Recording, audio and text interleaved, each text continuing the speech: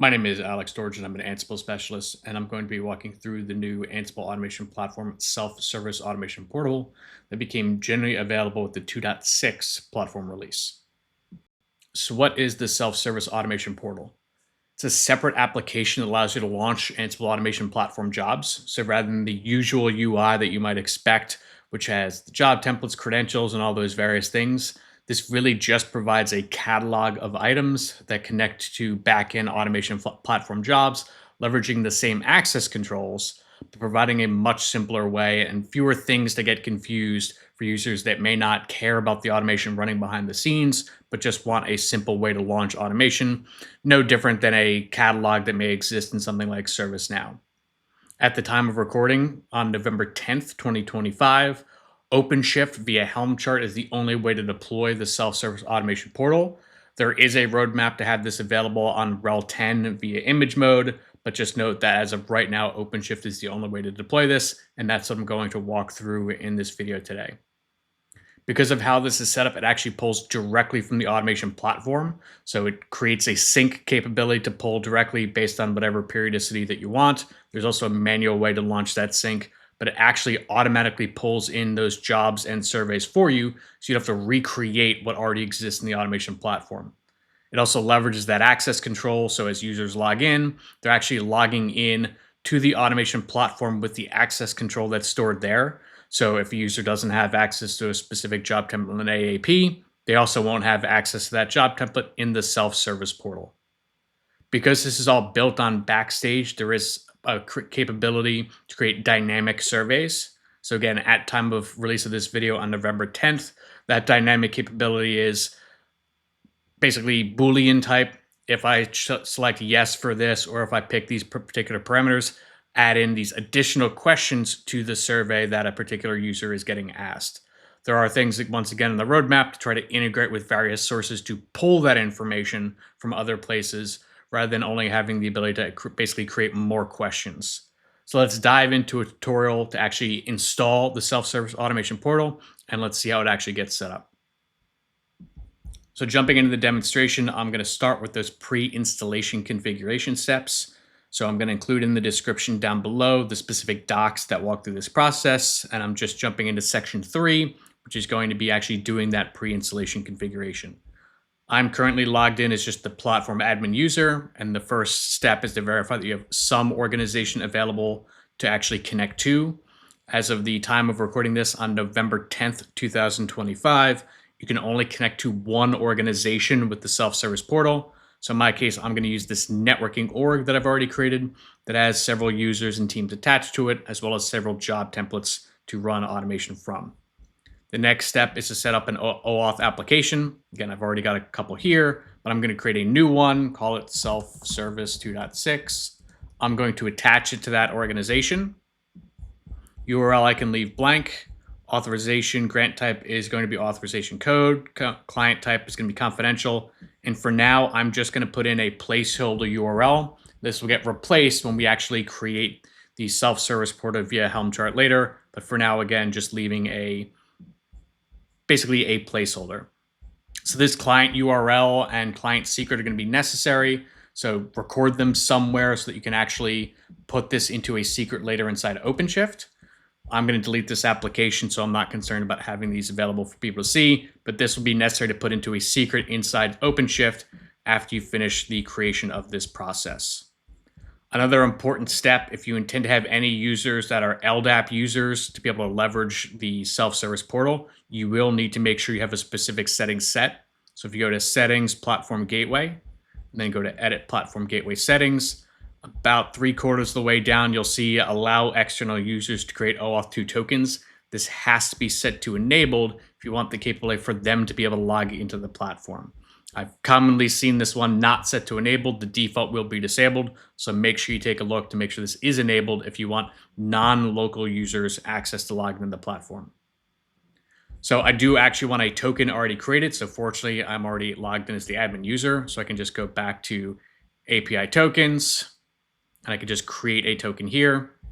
So I'll call it portal 2.6, set it to be that 2.6 portal, and I only need read access. This is actually how it's going to pull all the job templates directly from the automation platform. I'll click create.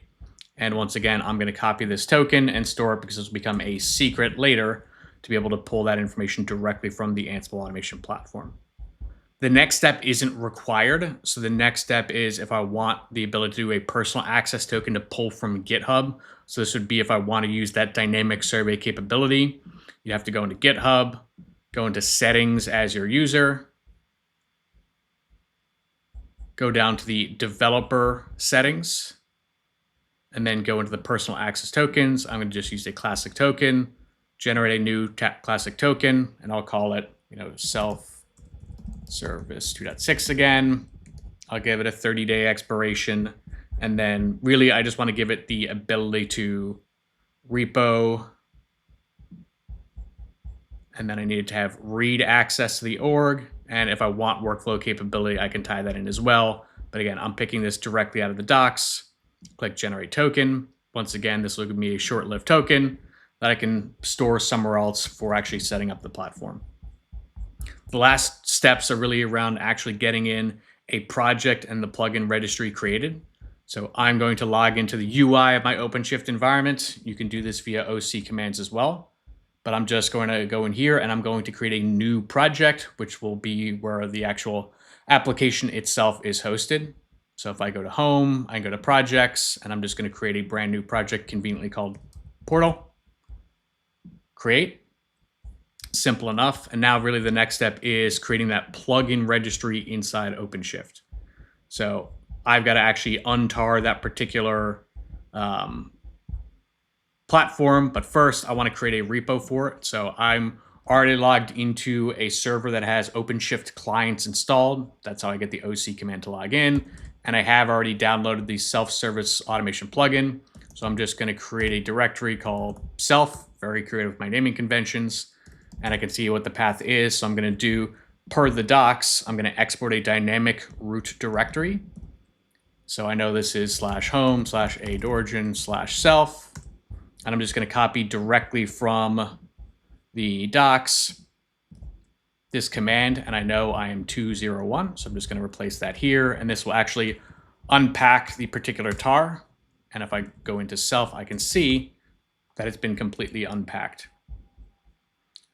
So now I want to log into my OpenShift cluster, which I haven't done yet.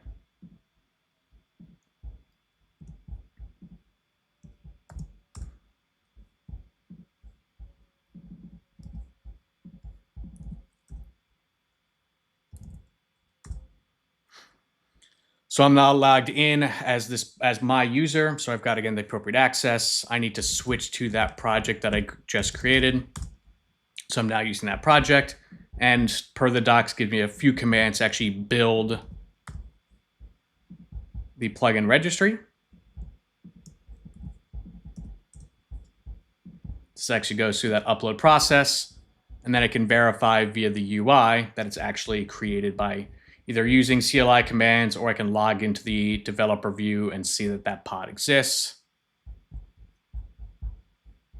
In this case, I'm just waiting for the build to finish and then verify the plugin registry, check. So now if I go back to OpenShift and I go to my topology view,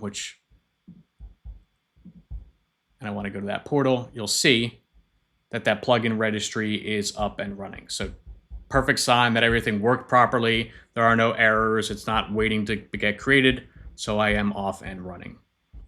The last pre-step is going to be creating any secrets that I need for the authentication to the automation platform or to GitHub.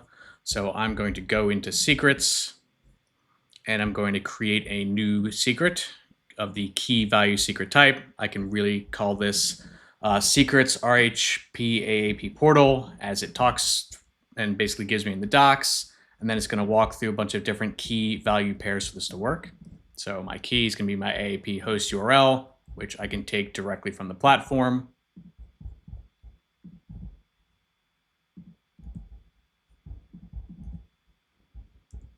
Can add another key value, and basically you're just going to go through all the different keys.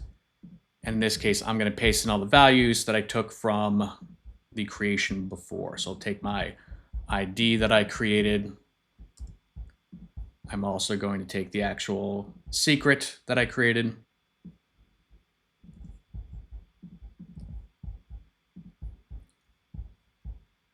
And then there's also the token that I created as the admin user. So that's going to be the last piece that I do for this. And this is one that specifically has read access to the platform that I created.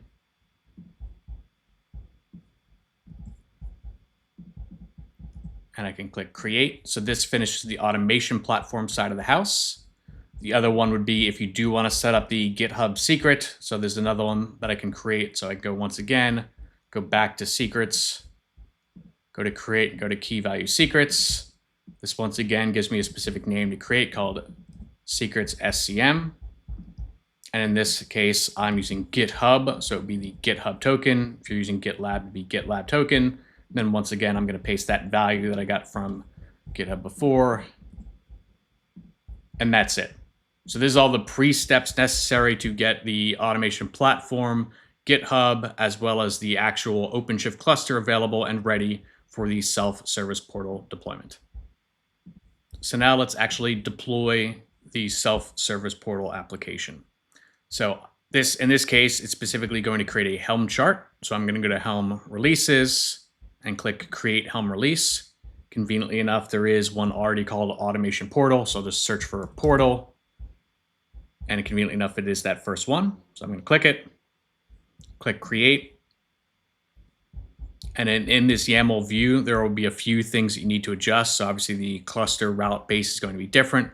So mine is apps.ocp.shadowman.dev. So I'm going to replace that.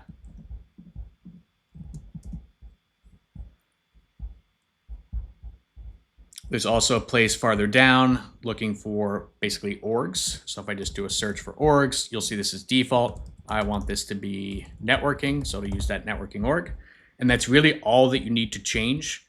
The other thing that I do want to call out, you can change the name of the Helm chart. So right now it's Red Hat RHAAP portal. The way that the URL gets generated, it's the Helm chart name, plus there's a name override field, and then it's the project name that you stood up in OpenShift. So if you want to have a shorter named portal, you may just want to set this as, RHAAP, and then I can set the name override as self. And since I already named the project as portal, it'll make a nice short name when I create the URL. This is all that I actually need to do, and then I can just click create. And this will take a couple minutes and spin up, and then they'll jump into the verifying the installation steps, but I'll skip ahead to when that's actually up and running.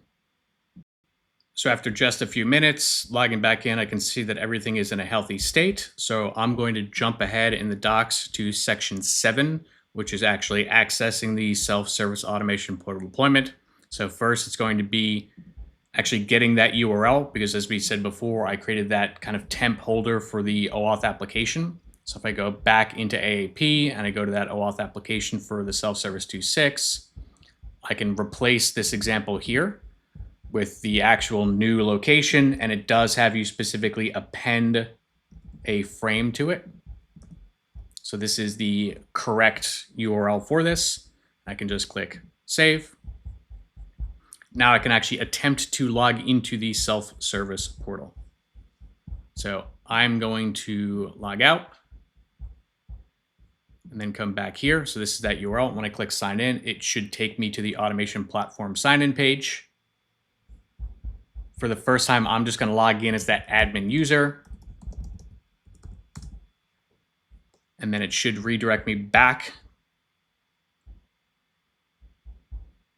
into the platform.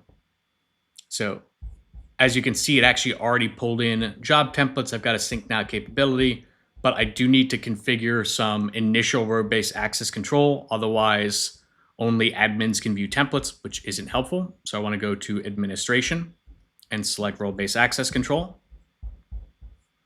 I'm going to create a new role and just call it portal RBAC. Go to next.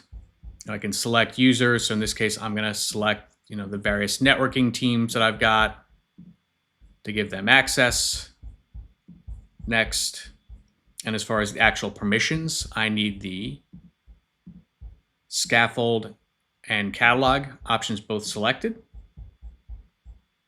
For catalog, I need the entity read. And for the scaffolder, I need parameter read, step read, action execute, task cancel, task create, task read. Then I can click next and create.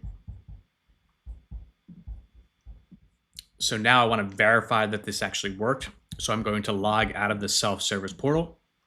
Note this doesn't also log you out of the automation platform. So I'm also going to go back to my automation platform and log out here. And then I can log into the self-service portal. In this case, I want to use one of my networking users. So I'll log in as my either admin network or really any one of my users. So let's do my ops network because I have no admin capability at all. It'll ask me for read scope. I'll click authorize. And this is going to work because I do have that external users being able to create OAuth 2 tokens. And we're off and running. So you can see it pulled in all of those job templates that the networking org has access to.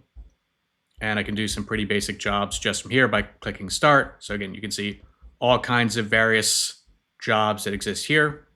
So I've got a stored config job that I know that exists. There were no surveys for this, so it's just going to run, but it's going to run in the background, taking however long that job takes. I can see the logs that goes through that says, started the job execution, waiting for the results. It is not going to give you the same job output that you may get from the automation platform itself, but those logs do exist in AAP since obviously it is running as an Ansible automation platform job. Just note that you're not going to get those same job outputs that you may get from that you're used to from the automation platform. So I can actually see if I go to jobs, I can see that that particular job has been launched. It is running as my particular user. So I can even go into the details for this job. Now that it's completed, you can see it was actually launched by Ops Network. If I come back to the self-service portal, you'll see that it's done. Gives you some basic results. I can see the tasks that were started, the hosts that were okay, and obviously the end that it was completed successfully. I can see the history of those jobs. All of that's maintained here. And because this one didn't have a survey, it didn't ask me for one, but if you do happen to have a survey for whatever reason, you can have that capability just by clicking a button. It'll ask what is the name of VM or whatever your survey is. So in this case, I've got a survey to add a virtual machine to a Citrix load balancer. It pulls this particular survey directly from the automation platform, so I don't have to worry about setting up any of these job templates, setting up any of the surveys. Again, it's automatically pulled directly from the automation platform. So now that I walked through actually installing the self-service portal, a few things you can look at next. There are some interactive walkthroughs or arcades that the Red Hat team has created that allow you just in your browser to click through the self-service portal, see what it looks like. I'm also going to include those installation docs that I talked about below, so you can see exactly the commands that I copied and pasted and exactly what I did inside OpenShift to get this up and running. I'm also going to include the usage docs. While I didn't walk through this, this walks through how you'd actually create those dynamic templates, leveraging Backstage templates. So it gives you a pretty easy way to get that up and running, but I really wanted to focus on today and actually getting the self-service portal up and running. So thanks for taking the time to learn a little bit more about the Ansible Automation Platform self-service portal. Hopefully this gives you a better idea of how to install it and what it can look like. Thank you. Click my picture on the right to subscribe, or click the image on the left to watch another video.